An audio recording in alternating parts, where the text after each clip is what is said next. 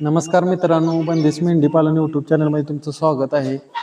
आजचा विषय आपला आहे की बरेचसेच आपल्या यूट्यूब फॉलोअर्स आहेत, जे शहरात राहणारे आहेत. तर तरुण मित्रांनी आपल्याला काही प्रश्न केलेत किंवा काही प्रश्न विचारलेले व्हिडिओच्या माध्यमातून, त्याच्याविषयी आज आपण बोलणार आहे. त्यांचा प्रश्न असा आहे की शहरात नोकरी करत असेल आणि ह्या गावात हा व्यवसाय त्याला जोड व्यवसाय म्हणून जर जोडधंदा म्हणून नोकरीला एक व्यवसाय असावा म्हणून गावाकडे जर बंदिस्त मेंढी पालन केलं तर चालेल का?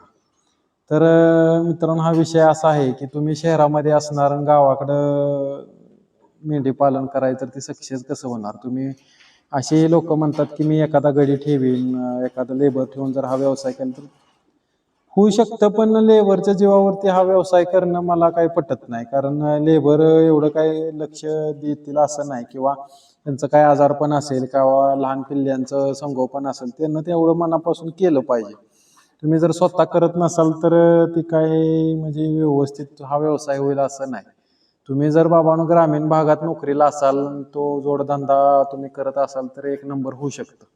कारण तुम्ही नोकरी करत करत फ्रीच्या वेळेत हा व्यवसाय सकाळ संध्याकाळी आपण घरी असल्यानंतर करू शकता. आणि दुसरी गोष्ट, असाही प्रश्न होता की साधारणतः सुरू किती मेंढ्यापासून सुरू कराव्या, कुठल्या मेंढ्या घ्यावा आणि किती खर्च येईल? साधारणतः माझ्या मते जर मेंढी पालनामध्ये आपण बघायला तर नारी सुवर्ण हे जे ब्रीड आहे ते एकदम छान आहे. कारण ह्याला मेंढीला दूध चांगलं आहे, किंवा पिल्लांची संख्या ह्याची जास्त आहे. 2 पिल्लं, 3 पिल्लं, 4 पिल्लापातूर ही मेंढी देऊ शकते. 4-4, 5-5 पिल्लं म्हणलं तर तिला चांगली मेंढी, चांगलं ब्रीड असेल तर होऊ शकते. तर आपल्यात मेंढ्या बऱ्यापैकी जवळजवळ 30-35 मेंढ्या आहेत. ह्याच्यामध्ये आपल्या बऱ्यापैकी सगळ्या ते पिल्लं, 3 पिल्लं, 4 पिल्लं देणाऱ्या आपल्या सगळ्या माद आहेत. आता ही समोरची तुम्हाला पिल्लं दिसते, जवळजवळ 4 ते 4.5 महिन्याची पिल्लं, जवळजवळ 25 kg प्लस आहेत, काही 20-22 kg आहेत.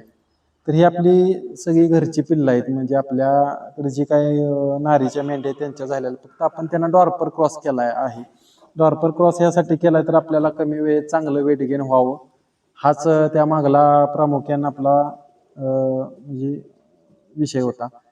तर सगळ्यात आधी तुम्हाला हा व्यवसाय करत असताना तुमच्या भागामध्ये मेंढी पालनासाठी म्हणजे या मेंढीसाठी काय एखादा बाजार आहे का? म्हणजे तिथं तिची आपण विक्री करू शकू, किंवा तुमच्या भागात त्याचं मार्केटिंग कसं आहे काय, ह्या सगळ्या गोष्टीचा आधी विचार केला पाहिजे. कारण हा व्यवसाय करत असताना एक वेळेस आपण प्रामाणिकपणाने हा व्यवसाय केला, योग्य संगोपन केलं तर 100% हा यशस्वी होतो. फक्त आपल्याला त्याचं मार्केटिंग जमलं पाहिजे, त्याची विक्री करायला जमलं पाहिजे. कारण सांभाळायचं एक वेळेस आपण कष्ट केल्यानंतर, कुठलीही गोष्ट प्रामाणिकपणे केल्यानंतर ती यशस्वी होते. तुम्ही कष्ट करचाल, ह्या मेंढ्या चांगली पिल्लं देतात, जास्त क्वांटिटीत पिल्लं होतात, चांगलं संगोपन, त्यांना चांगलं दूध असतंय, तुम्ही नियोजन केलं तर चांगला यश येणार आहे. पण ही जी आपल्याकडे जो माल तयार होणार आहे तो माल आपल्याला विक्री करायला आला पाहिजे. ही महत्वाचं ह्या व्यवसायातलं खूप महत्वाचं इम्पॉर्टंट आहे की आपल्याला त्याची विक्री करता आली पाहिजे.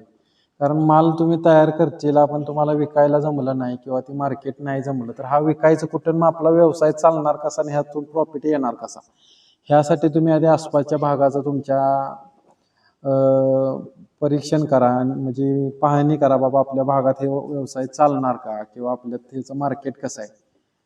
बऱ्याचदा काय होतं, आता आमच्या भागात पण मेंढीचंही मटण मिळत नाही. म्हणजे मटणाचा म्हणजे कटिंगचा जर आपण व्यवसाय करायचा तर आमच्या इथं मिळत नाही. क्वचित एखाद्या वेळेस कोणी यात्रेला किंवा एखादा देवदेवाचा एखादा कार्यक्रम असेल त्याच्यामध्ये कोण मेंढा वगैरे कापत असेल तर अशा वेळेसच मिळू शकतो. तरी सुद्धा आमच्या भागात हा व्यवसाय चांगला चालतो. चांगला का चालतो तर आपण ह्याच्यावरती मार्केटिंग बऱ्यापैकी, मग युट्यूबचं असेल, फेसबुक, इंस्टाग्राम, ह्याच्यावरती आपण थोडंसं मार्केटिंग करतो. ते लांबून लोक आपल्याकडे फार्ममध्ये येतात. शेळीपालन असेल, मेंढीपालन, ह्याच्यामध्ये या मार्केटिंगच्या द्वारे आपली बऱ्यापैकी फार्मचं आसपासच्या लोकांना माहीत आहे. आसपासचे गाव भागातली सुद्धा लोक आपल्याकडून खरेदी करतात. मग काय सांभाळायला जातात, मेंढ्या जास्त करून सांभाळायला जातात, शेळीपालनात आपलं कटिंगला पण जातं. तर आपलं थोडंसं मार्केटिंग आहे, ह्याच्यामुळे हे सगळं आपल्याला शक्य झालं. ते सगळं तुम्हाला तुमच्या भागात करता आलं पाहिजे, किंवा ते करायचं तुमची जिद्द पाहिजे. तुम्ही जर प्रामाणिक आणि चांगलं नियोजन करून केलं तर 100% तुम्हाला हा व्यवसाय यशच देणार, यशस्वीच करणार. फक्त थोडंसं मार्केटिंग केलं पाहिजे, ह्यात आपल्याला पूर्ण झोकून दिलं पाहिजे. आणि लांब तुम्ही शहरात नोकरी करत असाल तर गावाकडे हे न केलेलाच हा व्यवसाय चांगला, कारण तुम्हाला दोन्हीकडे ही जमा एवढ्या लांबून ती शक्य होणार नाही. हा, तुमचं गावाकडे जर गावाकडे जर तुमच्या घरची लोक कोण असतील, आई वडील असेल किंवा तुमच्या कोण घरची बाकीचे लोक करायजोगे असतील, ती बाबांनो पूर्णपणे त्याला वेळ देऊ शकशील. अशा प्रकारे जर तुमच्या गावाकडे कोण असेल आणि त्यांच्या विश्वासानं तुम्ही हा व्यवसाय नोकरी करायचं नंतर होऊ शकतं. हाच आपला आजचा विषय आहे. झालं लोकांनी प्रश्न केलेले की शहरात आम्ही नोकरीला आहे, आम्ही गावाकडे हा व्यवसाय करू शकतो का? तर करू शकता, पण अशा गोष्टीचा तुम्हाला मी सांगितलेल्या गोष्टीचा थोडाफार विचार केला पाहिजे, अभ्यास केला पाहिजे. ते तुम्हाला जर शक्य होणार असलं तर तुम्ही नक्की करू शकताय. आजचा व्हिडिओ कसा वाटला नक्की सांगा.